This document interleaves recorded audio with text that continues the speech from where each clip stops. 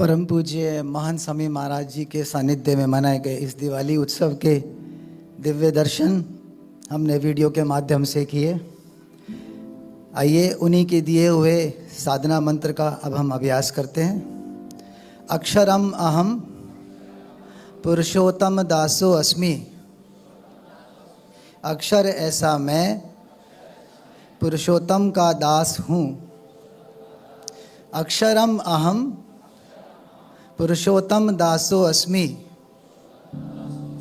अक्षर ऐसा मैं पुरुषोत्तम का दास हूँ। अक्षरम अहम पुरुषोत्तम दासो अस्मि। अक्षर ऐसा मैं पुरुषोत्तम का दास हूँ। आज का दिन सौभाग्य पंचमी का दिन बहुत ही पावन दिन माना जाता है। दिवाली उत्सव के 5 दिन बाद आने वाले इस दिन को बहुत ही शुभ और लाभकारी भी माना जाता है, इसलिए इसे लाभ पंचमी भी कहा जाता है। हमारे लिए तो कितना लाभकारी ये है ही, क्योंकि आज ही के दिन हमारे प्यारे अक्षरधाम को दिल्ली नगरवासियों को भेंट मिली। आज के दिन इसका लोकार्पण हुआ और आज इसी वजह से आज हम यहाँ बैठ के ज्ञान का आनंद प्राप्त कर रहे हैं। आइए इस विषय पर विशेष जानकारी प्राप्त करने के लिए निवेदन करते हैं पूज्य धर्ममूर्ति स्वामी जी से कि वह अपने वक्तव्य के माध्यम से हमें इस सौभाग्य पंचमी का मर्म तथा विशेष लाभ समझाएं। पूज्य धर्ममूर्ति स्वामी जी।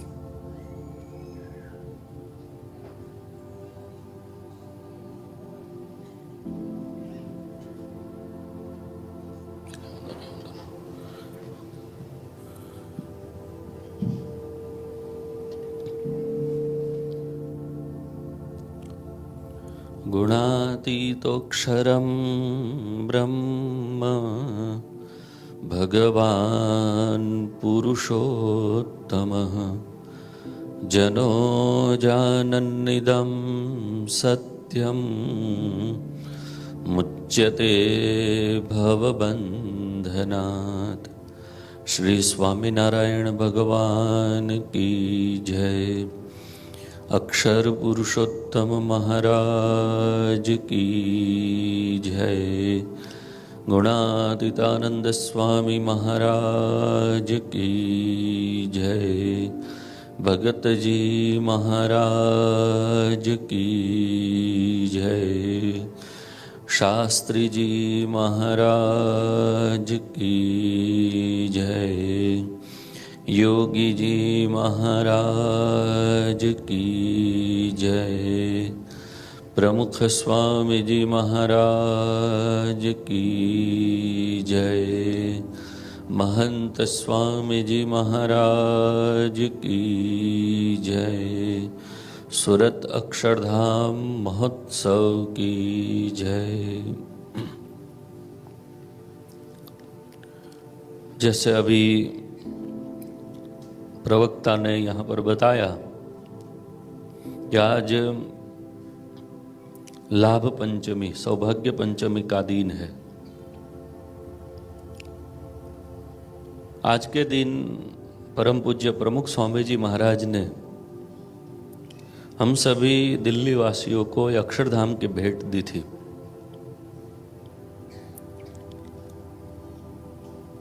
हमारे जीवन में हमें कुछ भी प्राप्त होता है तो सभी को आनंद होता है, चाहे वह छोटा बालक हो, युवान हो या तो बड़े हो।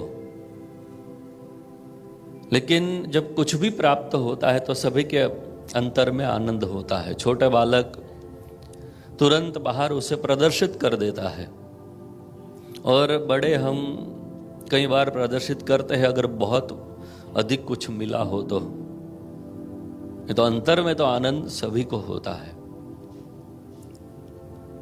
शंकराचार्य जी ने 3 बातें बताई है कि जो हमें भगवान की कृपा से प्राप्त हुई है। वे कहते हैं कि दुर्लभम त्रयमे वेतत देवानुग्रह हेतुकम, कि 3 बातें दुर्लभ है, प्राप्त करना बड़ा मुश्किल है। लेकिन फिर आगे क्या बताते हैं? देवानुग्रह हेतुकम, कि वह हमें प्राप्त होती है, वह भगवान की कृपा से प्राप्त होती है।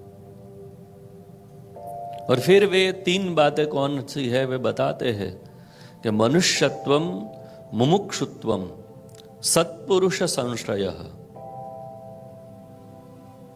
वे बताते हैं कि मनुष्यत्वम मतलब हम मनुष्य बने।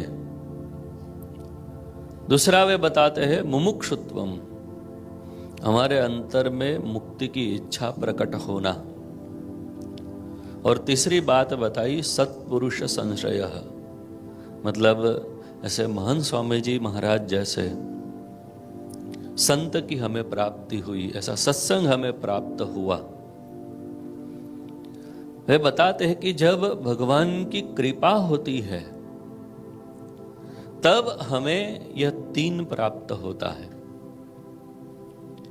इसमें सबसे पहली बात बताई मनुष्यत्वम, कि हम सब मनुष्य बने। हमारी शास्त्रीय परंपरा के अनुसार जो बात हमें बताई जाती है कि 84 लाख प्रकार की योनि है। अलग अलग जीव जंतु पशु पक्षी, अत्यंत सूक्ष्म जीवों से लेकर बड़े बड़े जीवों तक इस सृष्टि में हम सब देखते हैं। हमारे शास्त्रों में सभी जीवों को बारे में बताया गया कि ये कितने हैं, 84 लाख प्रकार की योनि है। और ये सभी में से जो है हम पसार होते हैं, बाद में हमें मनुष्य जन्म प्राप्त होता है। पुनरपि जननम पुनरपि मरणम पुनरपि जननी जठरे शयनम, कि जो है जन्म होता है फिर मृत्यु होती है, जन्म होता है मृत्यु होती है।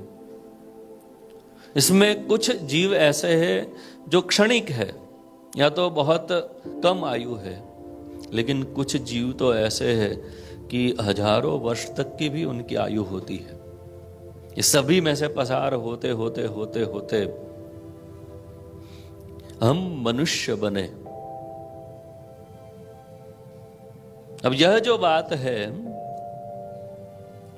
यह कोई सोचे कि ये कौन देखने के लिए गया है,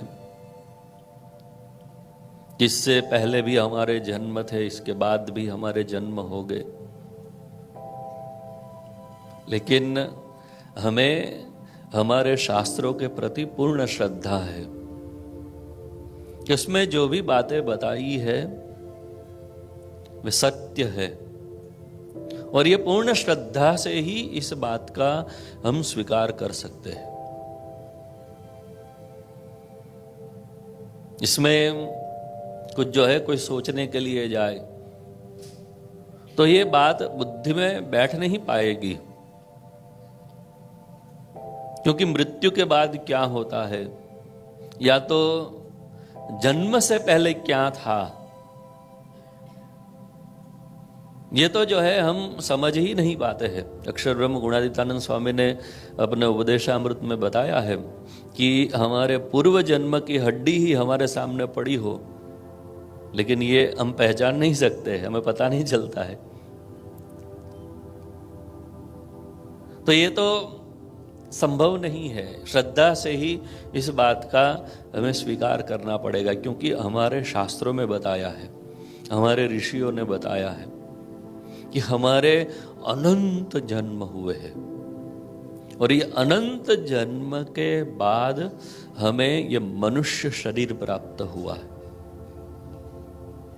अब यह बात तो जो है हम मान लो कि हमारी बुद्धि में बैठे ऐसी नहीं है, लेकिन एक बात तो जो है हम सब बड़े स्पष्ट रूप से समझ पाते हैं कि सृष्टि पर जितना भी सर्जन है भगवान ने किया है, इसमें अभी जो हम अनुभव कर सकते हैं कि सबसे श्रेष्ठ है, तो वह कौन है? हम मनुष्य हैं। हम सोच सकते हैं। दूसरी जो योनि है उसे भोग योनि बताई गई है। इसमें बस जो है एक ही बुद्धि होती है कि खाओ पियो और मौज करो। अब कई मनुष्य भी जब इस बात को नहीं समझ पाते हैं तो वे भी वही करते हैं जो पशु के समान है। लेकिन जो सोचता है वह इस बात को समझ पाता है कि हम क्यों है, क्योंकि ये शक्ति भी भगवान ने हमें प्रदान की। हम ये प्रश्न पूछ सकते हैं। कौवे के मन में या तो गधे के मन में ये सवाल कभी नहीं उठेगा कि हम क्यों आए हैं इस पृथ्वी पर, लेकिन हम मनुष्य ये सोच सकते हैं कि हम क्यों आए हैं, हमारा अस्तित्व है, या अस्तित्व का हेतु क्या है। इसके ऊपर चिंतन कर सकते हैं, विचार कर सकते हैं। तो यह बात तो हम स्पष्ट रूप से समझ पाते हैं कि सृष्टि में जो भी सर्जन भगवान ने किया है उसमें हम मनुष्य सर्वश्रेष्ठ है। और ये भगवान की बड़ी कृपा है कि भगवान ने हमें मनुष्य बनाए। मनुष्य जन्म प्राप्त करके हम ये विचार कर सकते हैं हम क्यों है, हमारा हेतु क्या है, मृत्यु के बाद क्या होगा, जन्म के बाद क्या था, हम थे या नहीं थे, ये हम सोच सकते हैं।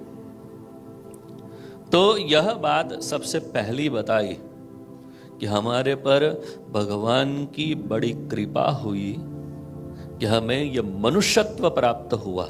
हम मनुष्य बने, इंसान बने। हम सोचकर समझकर अपने आप को ऊर्ध्व बना सकते हैं। तो यह सबसे पहली बात बताई। दूसरी बात बताई मुमुक्षुत्वम,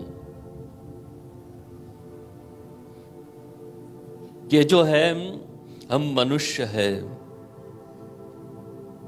तो हम सोचते हैं तो हमें पता चलता है कि हमें बंधन है। कौन सा बंधन है? तो हमारे स्वभाव का बंधन है, माया का बंधन है। स्वभाव से हम मुक्त नहीं हो पाते। कोई जो है हमारे अंतर में, मन में कोई ऐसी बात है जो हमें परेशान करती है। हमारे पास सब कुछ हो फिर भी हमें सुख शांति उसकी प्राप्त नहीं कर सकते हैं। कोई कुछ ऐसा है, और वह क्या है? स्वभाव हमारे। यहां पर जो है ये बात कई बार बताई गई है। हम इसके ऊपर विचार नहीं करते हैं अधिक, इसलिए ये बात हमारी समझ में अधिक नहीं आती है कि एक व्यक्ति था, उसने सोचा कि भगवान को प्रसन्न करे और भगवान प्रसन्न हो जाएंगे तो हमें बहुत धन मिल जाएगा, बहुत कुछ मिल जाएगा। और वह तप करने के लिए गया, भगवान शंकर को प्रसन्न करने के लिए तप का प्रारंभ किया। भगवान बड़े दयालु है, तुरंत प्रकट हुए और प्रकट होकर कहा कि मांग ले, तुम्हें क्या चाहिए। तो वो तो पहले से ये सोच कर ही गया था भगवान को प्रसन्न क्यों करना है, अधिक धन प्राप्त हो जाए, अधिक साधन सुविधा प्राप्त हो जाए। तो एक बड़ा लिस्ट ही बनाकर गया था कि मुझे बड़ी कोठी मिल जाए, 3 बेटे हैं तो तीनों के लिए भी एक एक मिल जाए, इतने पैसे मिल जाए, इतनी साधन सुविधा मिल जाए। पूरा जो है लिस्ट निकाला और भगवान के सामने पढ़ने का प्रारंभ कर रहा था। भगवान ने कहा करो कि एक शर्त है। क्या शर्त है? कि तू जो मांगेगा तुम्हें मिल जाएगा, लेकिन तुम्हारे पड़ोसी को डबल मिलेगा। सोचने लगा कि मैंने ये मांगा है, उसे डबल मिल जाएगा। 4 कोठी मैंने मांगी है, उसे 8 मिल जाएगी। मैंने इतने पैसे मांगे हैं, उसे डबल मिल जाएगा। पूरा लिस्ट देख गया कि उसे डबल मिलेगा, डबल। भगवान से कहा कि भगवान मुझे थोड़ा सोचने का समय दीजिए, फिर मैं आपसे मांग लूँगा। भगवान ने कहा ठीक है, कल इसी समय पर आ जाना। फिर अगले दिन वहाँ पर पहुँचकर उसने क्या मांगा कि मैं एक आँख से अंधा हो जाऊँ, एक कान से मैं बहरा हो जाऊँ, मेरा एक हाथ कट जाए, उल्टा हाथ, सीधा नहीं। लेकिन आप याद रखना, भगवान आपने जो शर्त रखी थी वो क्या, कि पड़ोसी को डबल मिलना चाहिए। अब ये कहानी है, लेकिन हम इसके ऊपर विचार करेंगे तो पता चलेगा। भगवान ने ऐसा तो नहीं कहा था कि तू जो मांगेगा उसका आधा मिलेगा या तो कम मिलेगा। भगवान ने तो कहा था कि तू जो मांगेगा मिलेगा, लेकिन पड़ोसी को डबल मिलेगा। मतलब जो दुख है वो दुख हमारे पास नहीं है, इसका दुख नहीं है। दुख किस बात का है, पड़ोसी के पास क्यों है। तो ये जो है ईर्ष्या का भाव, इससे जो है हम सब बंधे हुए हैं। और इस कारण जो हमारे पास है उसका भी आनंद हम प्राप्त कर सकते नहीं है। लोभ कितना भी मिले संतोष ही नहीं होता है, और मिले और मिले और मिले। अहंकार, अहंकार तो सबसे बड़ा है। तो ये सब कुछ क्या है, बंधन है। और ये बंधन से मुक्ति, उसे ही क्या कहते हैं, मोक्ष, स्वभाव से मुक्ति। और ये जो है हम मनुष्य ये विचार कर सकते हैं कि उससे मुक्ति कैसे होगी। और ये विचार शंकराचार्य जी क्या कहते हैं कि भगवान की कृपा है उसे ही प्राप्त होता है, सभी को ये विचार प्राप्त नहीं होता है कि जो अपने बंधन को समझ सके। ये सभी कि मैं माया से बंधा हुआ हूं, और जब तक ये स्वभाव से माया से मुक्ति नहीं होगी तब तक मैं कभी भी सुख और शांति प्राप्त नहीं कर सकूंगा। ये विचार भी भगवान क्या कहते हैं कि भगवान की कृपा से हमें प्राप्त होता है। तो यह दूसरी बात बताई कि अंतर में एक विचार आए कि मैं बंधन में हूं तो अब मुझे मुक्त होना है। जैसे कोई पंछी होता है, पंछी का जन्म ही पिंजड़े में हुआ होता है, तो उसे जो है पता ही नहीं है कि ये खुला आकाश क्या है। ये जो है पंख फड़फड़ाने से हम आकाश में मुक्त रूप से उड़ सकते हैं, ये पता ही नहीं है। और इसलिए जिस पक्षी का जन्म ही पिंजड़े में हुआ है और पिंजड़े में ही बड़ा हुआ है, इसे आप अगर खुले छोड़ दो तो भी उड़ेगा ही नहीं, वो बस वैसा ही जो है वह बैठा रहेगा। अब जो पक्षी आकाश में उड़ रहे हैं वैसे ही पंख है उसके पास, वैसे ही शक्ति है उसके पास, लेकिन उसे पता ही नहीं है कि कुछ जो है मुक्ति का आनंद होता है। वैसे ही हम सभी ये माया में ही जन्मे हुए हैं, उसमें ही हमने आनंद मान लिया है। संत लोग कई बार बताते हैं कि जैसे सुअर होता है गंगी में पड़ा होता है, नाली में पड़ा होता है, अगर उसे जो है आप उठाकर बाहर निकालो तो भी वह भागकर कहाँ जाएगा, गंदगी में ही जाएगा, नाली में ही जाएगा, क्योंकि उसे पता ही नहीं है कि ये मुक्ति का आनंद क्या है।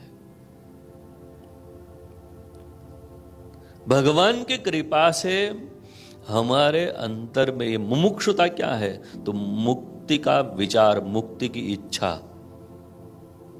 और ये मुमुक्षुत्वम शंकराचार्य जी बताते हैं कि हमारे पर जब भगवान की कृपा होती है तब हमारे अंतर में ये विचार आता है, इससे मुक्त होना है, इससे भी ऊपर कुछ है,